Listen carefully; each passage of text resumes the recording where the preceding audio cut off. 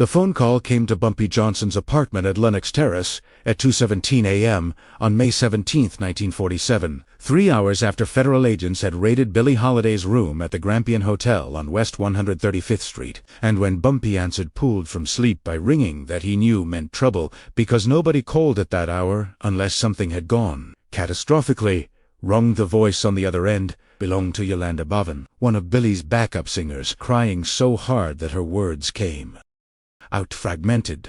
They got her, Bumpy. They set her up. Jimmy Fletcher came with a telegram, and then agents rushed in, and now they're saying she had drugs, and they're taking her to jail, and she's asking for you because she knows this is a setup, and nobody else will believe her. Bumpy Johnson was 41 years old, had been running Harlem's underworld operations for Lucky Luciano since Dutch Schultz's assassination in 1935, had built reputation as man who could solve any problem through combination of strategic intelligence and controlled violence, had protected everyone from numbers runners to nightclub owners from threats, both external and internal, to Harlem's community. But in that moment, hearing that Billie Holiday had been arrested in what sounded like classic federal setup, using black agent to gain access before white agents performed raid, he felt something he rarely experienced. Recognition that there were powers even he couldn't fight directly, that federal government's determination to destroy black woman who'd been singing Strange Fruit since 1939 was threat that operated on different level than mob bosses or corrupt police he was accustomed to handling. Billie Holiday and Bumpy Johnson had been friends since the early 1940s, had met through Harlem's interconnected network of entertainers and operators who all knew each other because Harlem wasn't that large, and everyone who mattered eventually crossed paths at Small's Paradise or the Cotton Club or private parties where musicians and gangsters mingled because both groups occupied similar social space outside mainstream white society's acceptance. She'd sung at venues where Bumpy provided protection, had attended dinners where Bumpy and his wife Mame entertained Harlem's luminaries Duke Ellington, Lena Horne, Sugar Ray Robinson, all the people who made Harlem not just neighborhood but cultural phenomenon. Bumpy had developed protective instinct toward Billie because he recognized in her the same refusal to submit to white supremacy's demands that drove his own resistance to Italian mob's attempts to completely control Harlem. He'd known since 1939 that Federal Bureau of Narcotics under Harry Anslinger was targeting Billie specifically because of Strange Fruit, the anti-lynching song that had become her signature despite threats and harassment from authorities who viewed black women singing about white supremacy's violence as dangerous provocation rather than legitimate artistic expression. He'd watched federal agents circle around her for 8 years, had heard stories about how Anslinger had ordered her to stop performing the song, had seen her refuse repeatedly, despite knowing that refusal would bring consequences that most people would have avoided by simply removing controversial song from repertoire. But Bumpy hadn't anticipated that federal government would use Jimmy Fletcher, one of FBI's few black agents, someone who'd spent 2 years infiltrating Billie's circle, someone who'd become close enough to her that she trusted him as his instrument for her arrest. That betrayal, that weaponization of racial solidarity to destroy black woman who was using her platform to challenge racism, represented level of calculated cruelty that made Bumpy understand this wasn't just law enforcement doing their job but coordinated campaign to silence political speech through criminal prosecution, disguised as drug enforcement. "Where are they taking her?" Bumpy asked, already getting dressed while talking, already planning next moves, even though he didn't yet know what those moves would be because fighting federal government required different tactics than fighting territorial disputes with Italian mob. "Downtown, federal building. They're charging her with possession, and they're saying she's not getting bail because she's flight risk," Yolanda said, voice breaking on last words, because everyone who knew Billie understood that woman whose entire life was performing in New York wasn't going to flee to avoid trial. That flight risk designation was just excuse to keep her locked up and suffering through withdrawal in cell, rather than allowing her to prepare defense while free. Have you ever received news that someone you cared about had been deliberately destroyed by people with power you couldn't match? That setup was so obvious. You could see every manipulation, but couldn't prevent consequences because system was designed to believe authorities over defendants. that your own influence meant nothing when federal government decided to make example of someone. Subscribe to understand how Bumpy Johnson responded when even his power in Harlem proved insufficient against institutional racism operating through law enforcement. Bumpy hung up and stood in his bedroom, looking at Mayim, who'd woken up when phone rang and who now watched him with expression that combined concern and understanding. She knew what Billy meant to him, knew what strange fruit represented in terms of black resistance, knew that this arrest would hit Bumpy harder than most problems he dealt with, because it touched intersection of personal, friendship, and political principle that defined his own relationship to power structures that oppressed their community. "They finally got her," he said quietly. "Planted drugs, used black agent to gain access, set her up exactly the way everyone knew they would eventually, because Anslinger's been after her since she started singing that song. And now she's in federal custody, and they're going to prosecute her and probably send her to prison and destroy her career, because that's what they do to black people who refuse to shut up when told to." Mayim got out of bed and put her hand on his arm.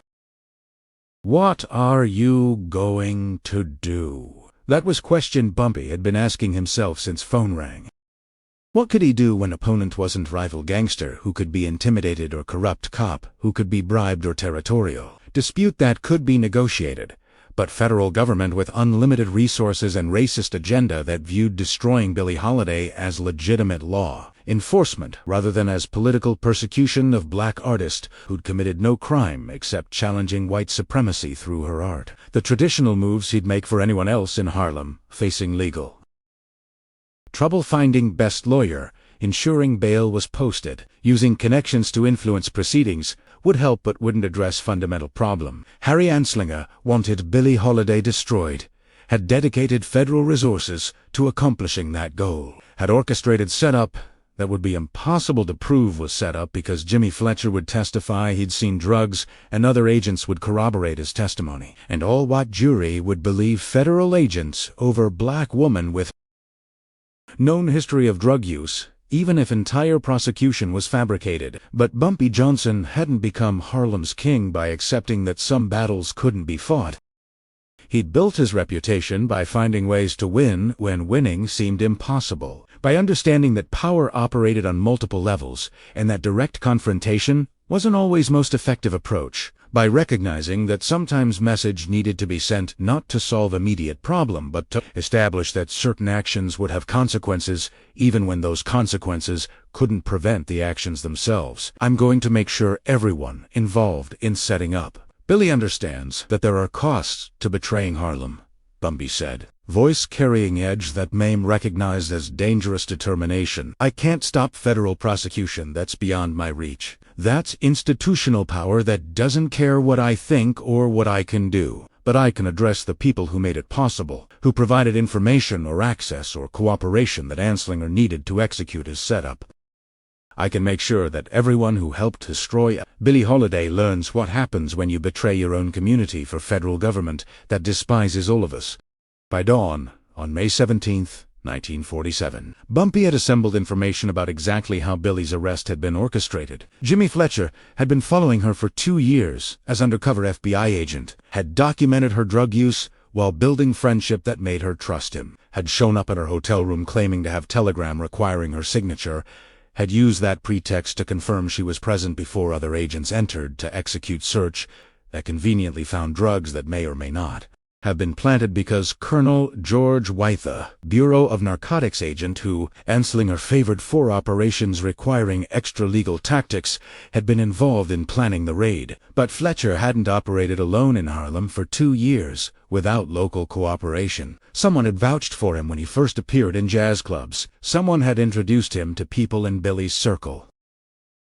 Someone had provided information about her movements and habits that made Fletcher's surveillance more effective. And Bumpy intended to find out who that someone was and ensure they never betrayed anyone in Harlem again. Comment below whether you've ever faced a situation where you couldn't prevent injustice but could ensure that collaborators paid price for their participation, where sending message became more important than winning immediate battle, where making example of betrayal served purpose, even when primary wrong couldn't be addressed directly.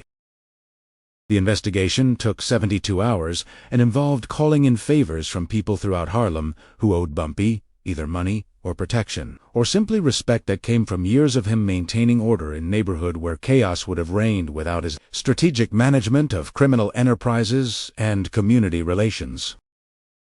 By May 20th, Bumpy had identified 3 people who'd actively assisted Fletcher's operation. Marcus Webb, small-time numbers runner who'd been arrested on drug charges 6 months earlier and had agreed to provide information about Harlem's jazz scene in exchange for dropped charge seed, introduced Fletcher to mutual friends as Solid Cat from Detroit and had vouched for his authenticity when questions arose about newcomer who seemed too interested in everyone's business. Dorothy Matthews, fortuneteller and community figure who ran spiritual advisory service on Lenox Avenue and who'd been pressured by Bureau of Narcotics agents to report on clients. Activities she'd told agents, when Billy was scheduled to be at specific locations, had provided details about who Billy trusted and who might be vulnerable to recruitment as informants. And Louis McKay, Billy's estranged husband who'd been abusive throughout their relationship and who'd traveled to Washington, D.C.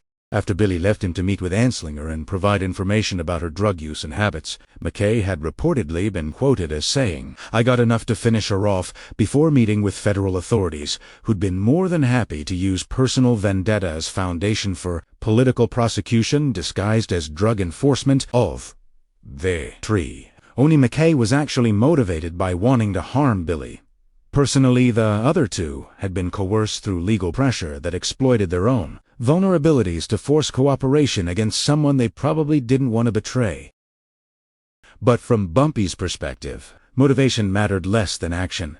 They'd helped federal government destroy Billie Holiday, and that betrayal required response that would make clear to everyone in Harlem that collaborating with authorities targeting community members for political reasons was unacceptable regardless of what pressures or inducements authorities offered. The response needed to be carefully calibrated, too extreme, and it would bring federal attention that Bumpy couldn't afford. Too mild, and it would fail to send message that betrayal had consequences. The sweet spot was demonstrating that collaborators would face social and economic isolation that made their lives in Harlem untenable, without creating martyrs or triggering federal investigation into whether Bumpy was intimidating witnesses. Marcus Webb was the easiest case, because he was already operating on margins of Harlem's economy. His numbers-running operation was small enough that losing Bumpy protection meant losing ability to function at all. On May 21st, word went out through channels that moved information faster than newspapers. Marcus Webb was no longer under Bumpy Johnson's umbrella. Anyone who dealt with him would be considered to have chosen sides against Bumpy, and Marcuse's debt switch were substantial because small-time operators always had substantial debts were now due immediately from people who'd been extending credit based on assumption that Bumpy's protection made Marcus reliable. Within 48 hours, Marcus Webb had left Harlem. Nobody knew where he went, possibly back to family in South Carolina, possibly to another city where Bumpy's reputation didn't reach, possibly just 2 different neighborhoods in New York where he could start over without everyone knowing he'd betrayed Billie Holiday. What mattered wasn't where he went, but that he was gone, that his economic and social network in Harlem had collapsed so completely that staying became impossible, that everyone who'd considered cooperating with federal authorities saw what happened when you chose federal government over community loyalty. Dorothy Matthews presented more complicated situation because she had legitimate business that served community functions beyond just criminal enterprises. People consulted her about relationships, health, eastways, business decisions, all the things that fortune-tellers and spiritual advisors handled in community that often couldn't access formal services or didn't trust white-controlled institutions to understand their specific concerns. Simply driving her out of Harlem would harm people who relied on her services while only partially addressing her betrayal. Have you ever needed to punish someone while recognizing that their complete destruction would harm innocent people who depended on them? That justice required surgical precision rather than wholesale devastation. That sending message meant finding approach that addressed wrongdoing without creating collateral damage. Leave a like if you understand that sometimes power means knowing when to temper response rather than maximizing punishment. Bumpy's approach to Dorothy Matthews was social isolation rather than economic destruction. Word spread through community that Dorothy had provided information to federal agents that led to Billie Holiday's arrest, that she'd betrayed client confidentiality and community trust in exchange for protecting herself from drug charges that probably could have been handled differently if she'd asked Bumpy for help instead of cooperating with authorities. Her business didn't immediately collapse, but her clientele changed. People stopped consulting her about sensitive matters, stopped treating her establishment as safe space where confidences could be shared, stopped recommending her to friends who needed spiritual guidance or fortune-telling services. The loss wasn't immediate economic ruin, but slow erosion of reputation that had taken years to build. Dorothy Matthews remained in Harlem, continued operating her fortune-telling service, but she never regained the position of trust and community leadership she'd held before people learned she'd cooperated with federal agents targeting Billie Holiday. She became cautionary tale about what happened when you prioritized self-protection over community solidarity, when you failed to understand that working with authorities who were systematically oppressing your community made you complicit in that oppression regardless of what pressures you faced. Louis McKay was an entirely different problem because he wasn't part of Harlem's criminal economy or community infrastructure in ways that made him vulnerable to Bumpy's traditional methods of applying pressure. He'd been Billie's husband, had abused her throughout their relationship, had traveled to Washington specifically to help federal government destroy her after she'd finally left him. His motivations were personal, revenge, rather than coerced cooperation, and his actions were driven by vindictiveness that made him dangerous in ways that simple economic pressure couldn't address. On May 28, 1947, Louis McKay was found in alley off Malcolm Meth Boulevard, beaten severely enough to require hospitalization but not killed, with a note pinned to his jacket that read simply, "Harlem remembers betrayal." Nobody was arrested for the assault. Nobody witnessed anything despite alley being a relatively busy area where people regularly pass through. Nobody seemed particularly interested in investigating attack on man who everyone knew had helped federal government set up Billie Holiday for arrest that would eventually send her to prison for a year and destroy her cabaret career. The beating wasn't just punishment, it was message to anyone else who might consider cooperating with Harry Anslinger's campaign against Harlem's artists and activists. It was statement that betraying community members to federal authorities would have consequences that authorities couldn't prevent, even with all their institutional power. It was demonstration that Bumpy Johnson's protection extended to people like Billie Holiday, who represented something larger than criminal enterprises or economic interests, who embodied resistance to white supremacy that Bumpy viewed as central to his own identity and purpose, but none of it could change fundamental reality. Billie Holiday was in federal custody, would be tried in court system designed to convict her, would likely be sentenced to prison time that would interrupt her career and compound her existing struggles with addiction, would emerge from incarceration without cabaret license that would make it impossible for her to perform in venues that served alcohol effectively, ending her ability to work in New York's nightclub scene that had been central to her artistic development and commercial success. Subscribe for more stories about how power has limits that can't be overcome by will or determination, how institutional racism operates through legal systems that individual resistance can't dismantle, how even people with significant influence find themselves unable to protect those they care about from state apparatus designed to destroy anyone who challenges white supremacy's foundations. The trial proceeded as everyone predicted. Billie's lawyers argued she'd been set up. Federal prosecutors presented testimony from Jimmy Fletcher and other agents about finding drugs in her possession. Jury of white people who'd never lived in Harlem and who'd never experienced systematic persecution believed law enforcement over black woman with known history of drug use. Judge sentenced her to a year and a day at Alderson Federal Prison in West Virginia, sentence that was outsized compared to typical drug possession cases, but reflected Anslinger's determination to make example of her. Bumpy attended trial every day it was in session, sitting in gallery where Billie could see him, making his presence felt even though he couldn't influence outcome. Other Harlem luminaries joined him, musicians, club owners, community leaders who wanted Billie to know she wasn't alone even though legal system was determined to destroy her. Their presence didn't change verdict, but it established that community stood with her despite federal government's campaign to isolate and discredit her. When Billie was released from Alderson, In March 1948, Bumpy was among people who welcomed her back to Harlem. She'd kicked her heroin habit during imprisonment not through treatment, but through forced withdrawal in conditions that were deliberately punishing rather than therapeutic. But she'd also lost cabaret license that authorities refused to renew on grounds that allowing her to perform in venues serving alcohol would harm morals of the public. The restriction meant she could perform at concert halls like Carnegie Hall but couldn't work in intimate nightclub settings where she'd developed her art and where most regular employment opportunities existed for jazz singers. The federal government had accomplished exactly what Anslinger intended. They'd imprisoned Billie Holiday, disrupted her career, made it harder for her to earn living, demonstrated to other black artists what happened when you sang songs that challenged white supremacy too explicitly. And Bumpy Johnson, despite his power in Harlem, despite his willingness to use violence against collaborators, despite his resources and connections, hadn't been able to prevent any of it.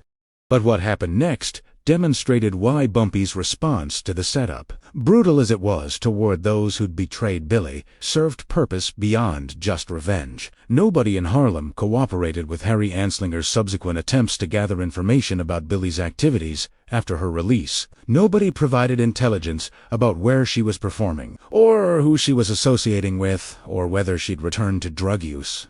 Nobody was willing to become next Marcus Webb or Dorothy Matthews, to face community's judgment about betraying one of their own two federal authorities who'd made clear they viewed destroying black artists as legitimate law enforcement function. When Colonel George White raided Billie's hotel room in San Francisco in 1949, claiming to find opium in wastebasket and heroin kit in room in bust that historian Johann Hari would later conclude involved planted drugs based on historical documents, T.O. had to rely entirely on federal agents without local cooperation because Bumpy's response to 1947 setup had established that helping FBI target Billie Holiday meant choosing federal government over Harlem community in ways that would have lasting social and economic consequences.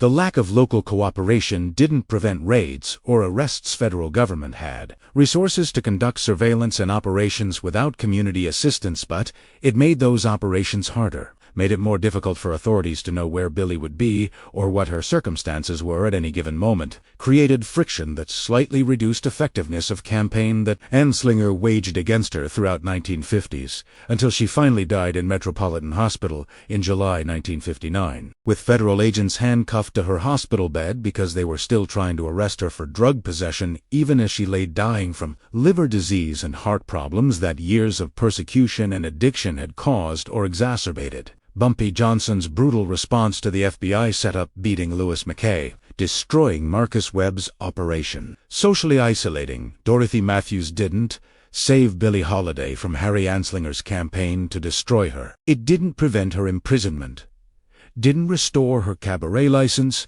didn't protect her from subsequent raids and arrests that would punctuate remaining 12 years of her life. It didn't change fundamental power imbalance between federal government, with unlimited resources and institutional racism backing their actions, versus black woman who'd committed no crime except using her artistic platform to challenge lynching and white supremacy.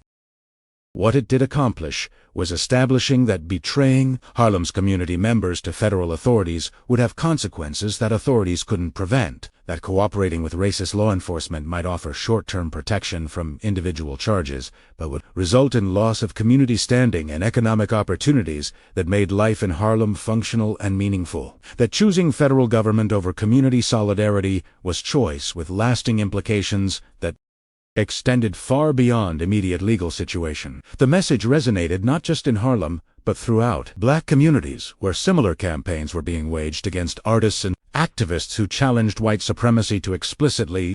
When Anslinger targeted other jazz musicians, Charlie Parker, Thelonious Monk, Dizzy Gillespie, he found same pattern of non-cooperation from communities that understood what had happened to Billie Holiday, and that had learned from Bumpy Johnson's response that helping authorities destroy black artists wasn't just individual betrayal, but attack on communities' ability to resist oppression through culture and art. This is what shook New York about Bumpy Johnson's response. Not violence itself. Violence was common in criminal underworld.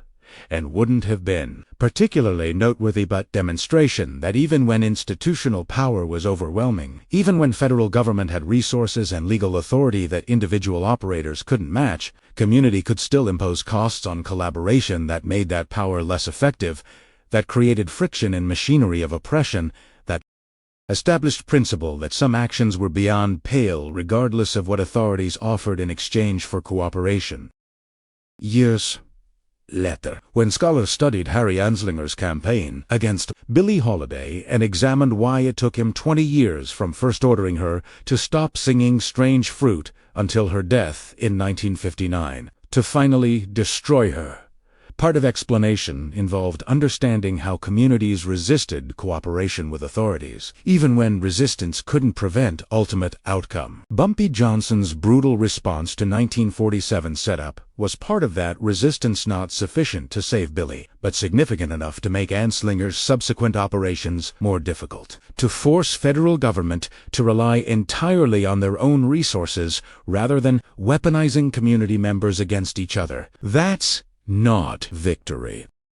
Billie Holiday still died at age 44, still spent final years being harassed by authorities who handcuffed her to hospital bed when she was dying, still lost cabaret license that made it impossible for her to work in venues where she'd developed her art. But it's recognition that even when power is overwhelming, even when institutional racism is backed by federal resources and legal authority, resistance takes forms that matter even when they can't achieve complete success. Bumpy Johnson couldn't save Billie Holiday from Harry Anslinger, but he could and did ensure that helping Anslinger destroy Billie required doing so without community cooperation. That betrayal had consequences that lasted beyond immediate legal situation. That choosing federal government over community solidarity meant accepting isolation that made life in Harlem untenable for collaborators, even after they'd served authorities' purposes. The brutal response shook New York, not because it was particularly violent by standards of criminal underworld, but because it demonstrated principle that transcended individual case. Some betrayals are unforgivable. Some collaborations with oppression are beyond pale. And even when fighting more powerful opponent means accepting that you'll lose many battles, sending message about consequences matters for everyone who comes after, everyone who has to decide whether to cooperate with authorities targeting their community, everyone who has to choose between individual protection and collective resistance. That was Bumpy Johnson's legacy in Billie Holiday case, not salvation or victory, but demonstration that even in defeat, even when power is insufficient to prevent injustice, response to betrayal can establish principles that outlast immediate circumstances and that continue to matter long after a specific battle is lost.